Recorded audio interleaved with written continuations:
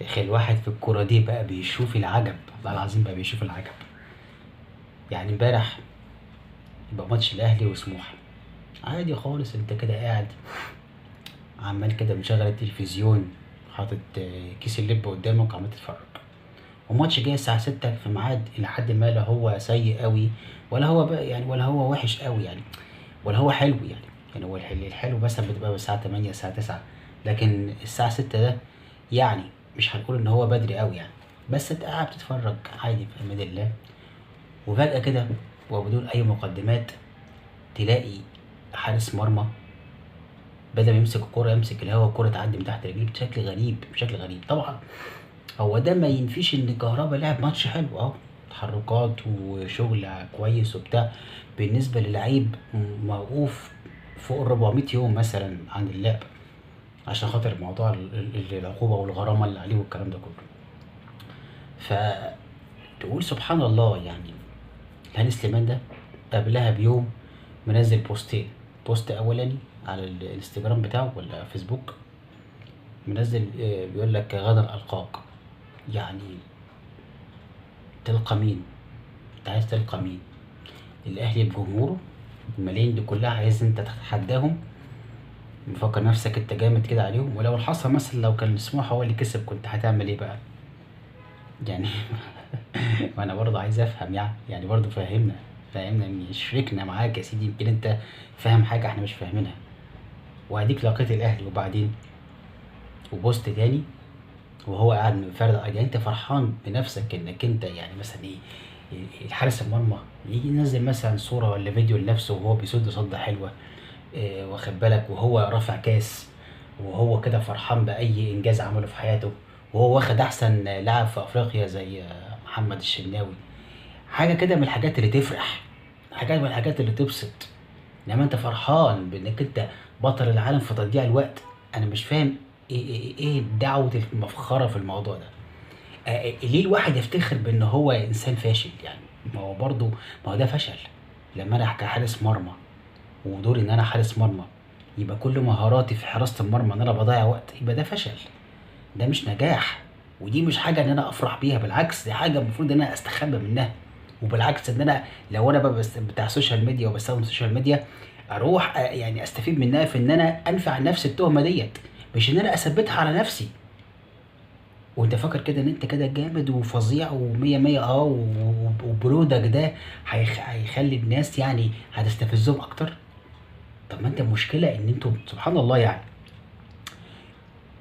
ما كانش يتخيل ان ده يحصل فيه، ولا حد فينا يتخيل ان ده يحصل فيه. الماتش ده بجد درس وعبره لاي حد، بعيدا هو ماتش كوره عادي. النادي الاهلي يعني صعد عشرات المرات للنهائي بتاع كاس مصر، ودي حاجه مش جديده عليه. واخد الكاس مصر عشرات المرات، وبرضه مش جديد عليه. ما هياش اصل هي خلي بالك مش شيء جديد يعني. لو سموحه مثلا نقول دي تالت مره يصعدوا فيها ككاس من نهائي كاس مصر، وممكن ياخدوه لاول مره في حياتهم، فده شيء عظيم وفظيع وحاجه يعني ما حصلتش قبل كده. ولكن الاهلي الموضوع بالنسبه له عادي.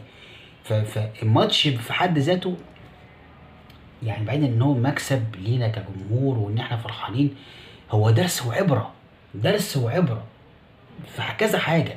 بالنسبه لمحمد هاني يعني بلاش الغرور يا جماعه، يا جماعه والله العظيم، في حتى في حياتك العاديه، في حياتك العاديه اوعى تتغر. لو ربنا كرمك او ربنا ميسرها معاك في امر، فده تيسير ربنا. حتى لو مهاره عندك ربنا مديها لك ممكن ياخدها منك. يا جماعه لازم والله العظيم نفوق، الموضوع موضوع كبير. محمد هاني ادانا درس كلنا. في حد يتخيل انه بعد الغرور اللي هو فيه ده في 10 دقايق يدخل فيه جونين وبالطريقه دي؟ جون ينزل من تحت تحت بابين رجليه بالطريقه المهينه دي، الجون التاني تحت باطه. يعني الجونين هو السبب فيهم. يعني الجماعه بتوع دفاع سموحه ولعيبه سموحه عامله اللي عليها، وانت بلعتهم جونين في اول 10 دقايق، بوظت لهم الماتش خلاص. هيلعبوا ازاي تاني؟ هيلعبوا ازاي؟ ده هم كويس ان هم عرفوا يمسكوا نفسهم، الماتش خلص 3-1 في الاخر، ما كانش خلص اكتر من كده. انت ضيعت فرقه كامله وضيعت نفسك قبل ما ضيعت اي حد. سبحان الله.